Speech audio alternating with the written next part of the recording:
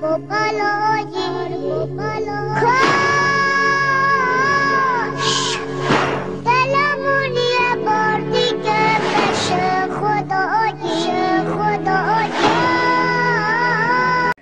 مشاجرات صحابہ، اختلافات صحابہ کے درمیان جو ہوئے وہ اس پہ اپنی زبان کو بند رکھتے ہیں، ان کا معاملہ ان کے اللہ کے ساتھ ہے۔ اللہ ان سب سے راضی ہوا جنہیں محمد کی صحبت کا شرط حالت ایمان میں۔ اس میں مشاجرات صحابہ کے بارے میں ایسی باتیں، یعنی مشاجرات صحابہ یعنی صحابہ کرام کے جو آپس میں اختلافات ہوئے ہیں، تو ایسی باتیں اس میں رافضیوں نے ڈال دی ہوئی ہیں کہ وہ بیان نہیں کرنی چاہیے۔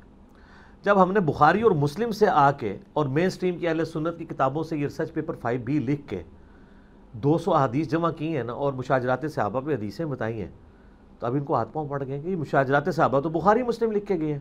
اگر مشاجرات صحابہ ڈسکس کرنا رافضیت ہے تو سب سے بڑے رافضی تو بخاری مسلم ہے،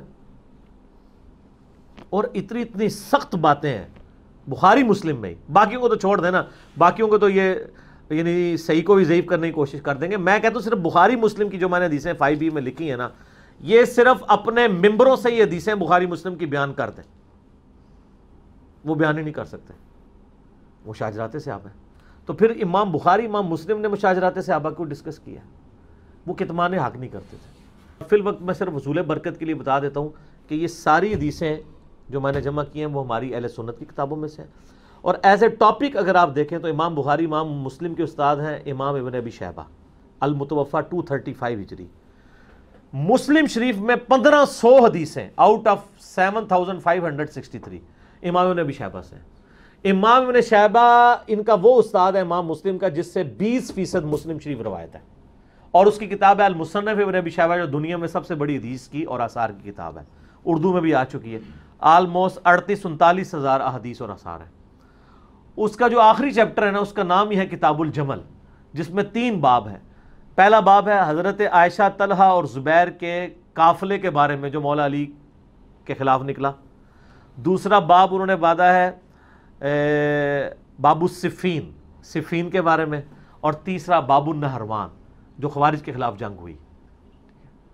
تو وہ تینوں جنگیں، حضرت معاویہ کے خلاف جنگ صفین، خوارج کے خلاف جنگ نہروان، اور عائشہ، طلحہ اور زبیر رضی اللہ عنہم اجمعین کے ساتھ جو جنگ ہوئی مولا علی کی، جنگ جمل، ان ساروں کے اوپر 187 احادیث اور آثار انہوں نے جمع کیے ہیں، اور باب بنا کے کیے ہیں۔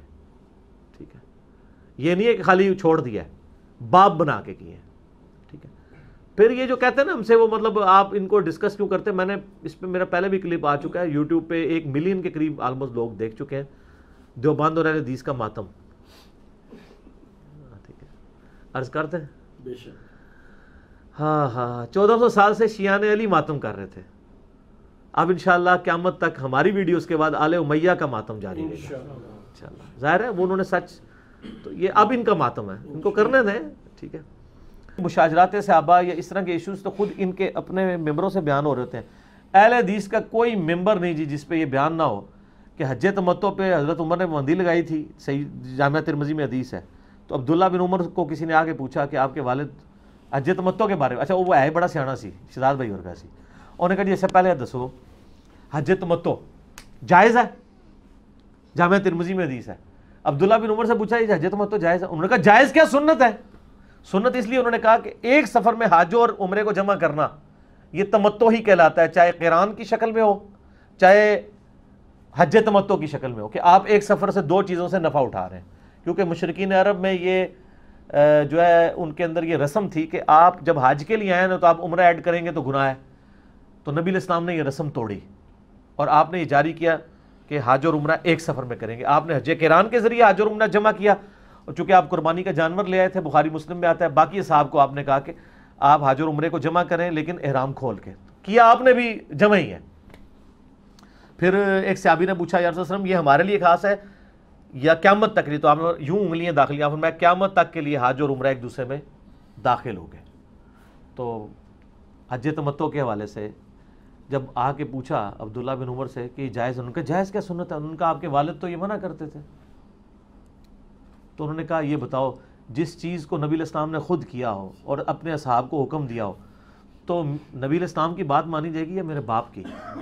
تو انہوں نے کہا نبی علیہ السلام کی۔ تو انہوں نے کہا نبی علیہ السلام نے حج تمتع کیا، یعنی نفع اٹھایا ایک سفر میں دو چیزوں سے.